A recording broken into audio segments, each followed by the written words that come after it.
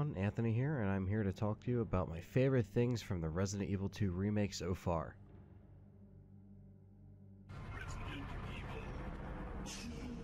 First off, this is a complete rebuild from the ground up. It is a completely new design for modernized graphics and looks stunning.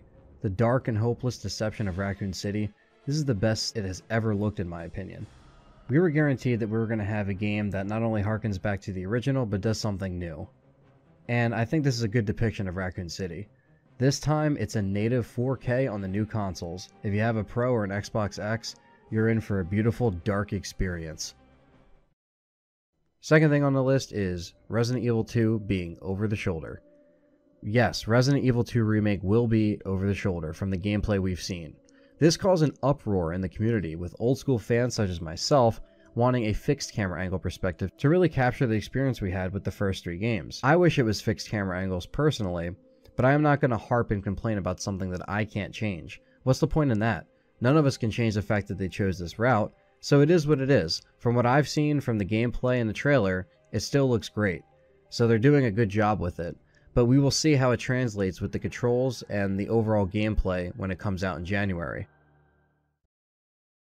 The third thing is the new design for characters. This is another important topic to bring up when discussing the remake, the new models of Leon and Claire. They are both a lot younger and they have a more modernized look to them. I'm not that big of a fan of Leon's face personally, it's a little nitpick of mine, but at the end of the day it's not the end of the world, it still fits.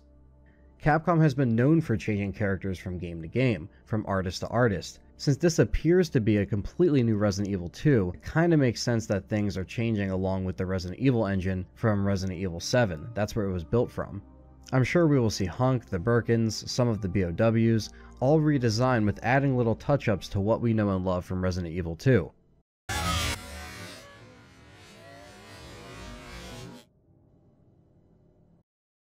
Number 4. The scenarios. It does look like we are getting both scenarios here. We only have seen Leon gameplay, but it looks like Claire is going to play just as an important part as Leon here, like the original game. So we don't have to worry about stuff being taken away from us as far as content. Maybe we'll get the battle mode, extra content. According to the GameStop post from pre-orders, here's what it says. So in the description of the pre-order, look at the very bottom. It says, "Step into the rookie shoes for both heroes. Enjoy separately playable campaigns for both Leon and Claire, allowing players to see the story from both characters' perspectives." We call it a zapping system. You could play A and B scenarios, but we wanted to have each character have their own separate campaign. They certainly will be crossing over, but it's going to be, updated, modified for this new version of the game. Lastly, number 5, the pre-orders. You can pre-order this game right now, from Amazon, GameStop, Best Buy. The pre-orders all look the same for the most part. There is no special edition like I hoped for. Just a deluxe edition for $69.99 that comes with a Samurai Edge from Jill and Chris Redfield. Digitally on PS4 comes with an exclusive theme. It also has a bunch of extra costumes for Leon. They also have a Claire costume, which is Elza Walker from the scrapped Resident Evil 1.5, which is pretty fucking cool. No other editions, as of now, come with any extra goodies and collector stuff. Maybe Japan will have a better edition. My fingers are crossed for that. Here you can see, again, Resident Evil 2 is very near and dear to tons of people's hearts. And just this first shot of the Raccoon City Police Department, like the huge open foyer, like tons of nostalgia just hit you. It's pretty crazy. Not everything is exactly where you remember it, but this game isn't just a remake.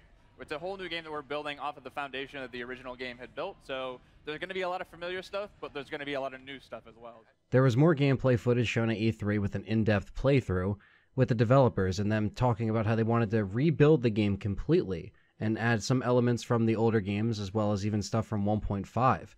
Certain hit detections, certain way the animations move. It's very reminiscent with how it was with some of the original games, and I think they're doing a great job with kind of mixing the old with the new, and hearing an in-depth discussion as well.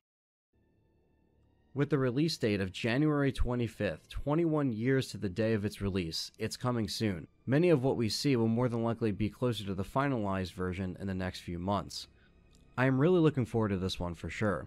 I really want to know how it plays and translates into the new world of survival horror that was really rebuilt from the ground up.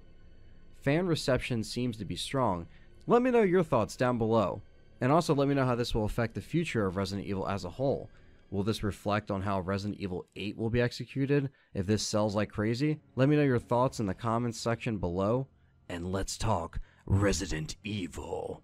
A brand new episode of the Let's Talk Resident Evil podcast is on the way, where we go into an in-depth discussion about the game and what we've seen so far. So don't forget to look out for the Let's Talk Resident Evil podcast here on YouTube, iTunes, Spotify, and Libsyn. Let's Talk Resident Evil.